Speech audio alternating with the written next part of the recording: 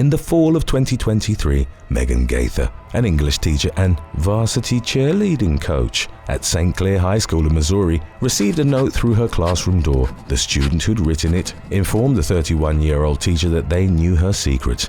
Shortly thereafter, in October, Gaither became the second teacher at the school to be suspended for having an OnlyFans account. In less than a month, 28-year-old Brianna Coppage was previously placed on leave in September after school officials caught wind of the adult content she posted online. Gaither and Coppage had no idea they were both on OnlyFans until the former made an offhand remark during a teacher's night in June.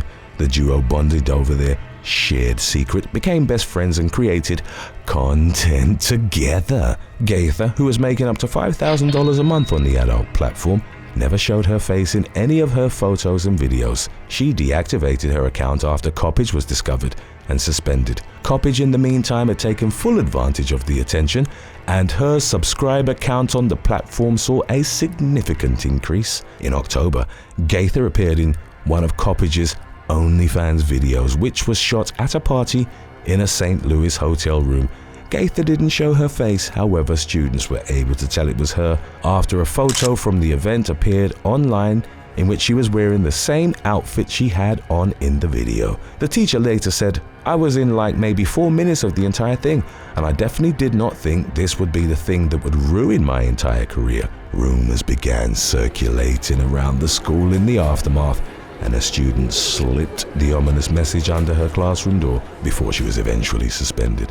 In the scandal's wake, Gaither maintained that she genuinely loved teaching, adding that she'd never intended for her double life as an adult content creator to be discovered. The married woman told a media outlet that she was only doing OnlyFans because she struggled to live on a teacher's salary and suspected that many educators were secretly doing the same. She said, "Teachers are probably freaking out right now because 2 teachers from the same school in less than a month have been caught." Gaither's subsequent online activities suggested that she, much like Coppage, opted to dedicate herself to OnlyFans full time. So, our winner from last week's Guess the Number giveaway on our video about plastic surgeons is Lisa Schreiber 5097 with their guess of 999, which was the closest to what I actually wrote, 986. Congrats, thanks for subscribing and participating, and congratulations on your new free shirt.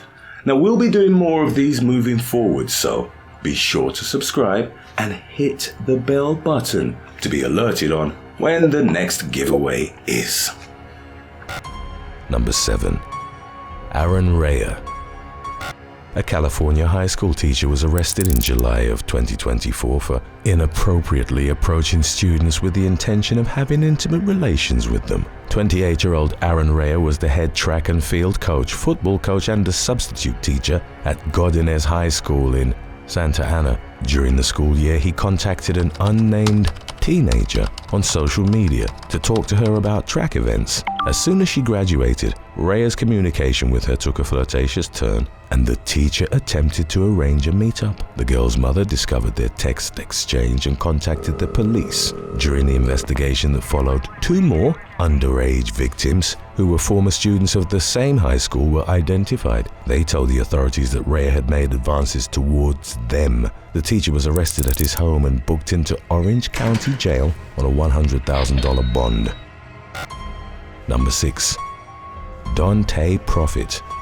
In May of 2019, Florida man Dante Prophet was arrested for abusing a minor he'd met in 2017 while working as a camp counselor. At the time, Prophet was employed with the Marion County Public School System. He was a behavior technician and paraprofessional in classrooms of students with special needs. He was primarily active in elementary and middle schools. In the wake of his arrest, Prophet was suspended from his job and eventually resigned. He was charged with molestation and attempted interfering with child custody. In a plea agreement with the state, The former charge was dropped and he was put on probation for the molestation count in 2023. Prophet violated his probation by failing to check in with his PO, and he was sentenced to 90 days in jail. In spite of his criminal past, 33-year-old Prophet went on to find another high-ranking job in education. By May of 2024, he'd become the principal of the Destiny Leadership Academy in Ocala,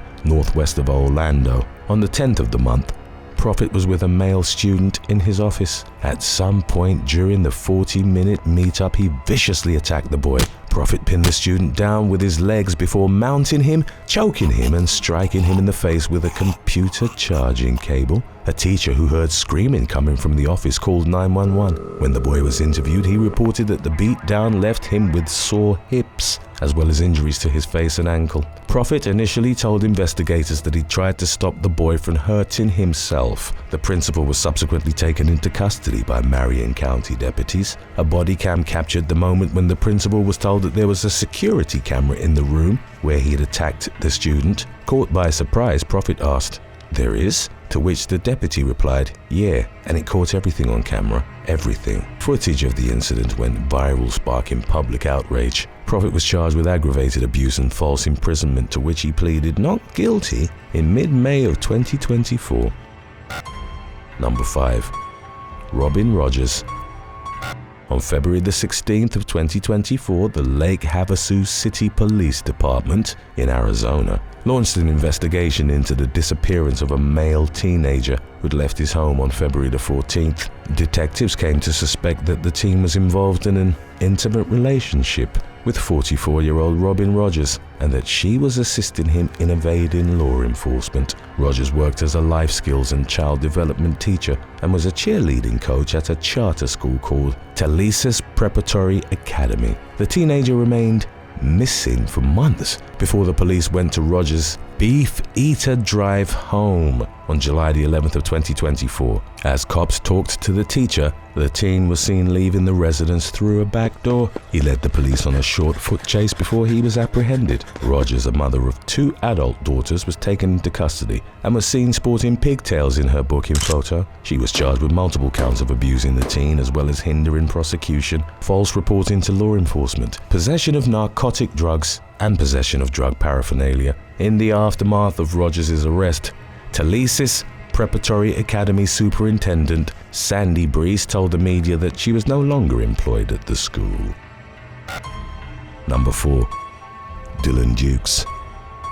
A music teacher at Star Elementary School in South Carolina was arrested in July of 2024 after it emerged that he'd been stalking one of his former students. 27-year-old Robert Dylan Dukes had become infatuated with the girl and exhibited extremely worrisome behavior towards her. He gave her various gifts in addition to writing her over 60 love notes and giving her unwanted hugs, which the victim said made her feel uncomfortable.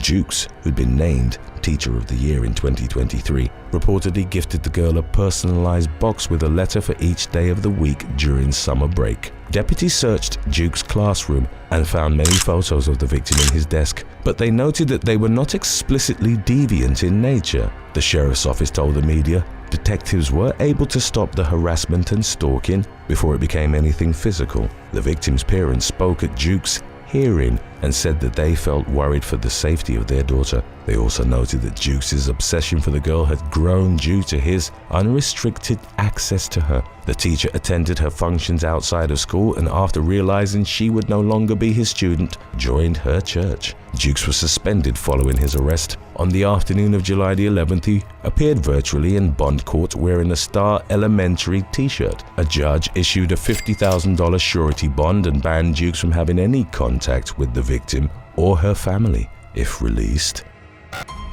Number 3. Jennifer Hale.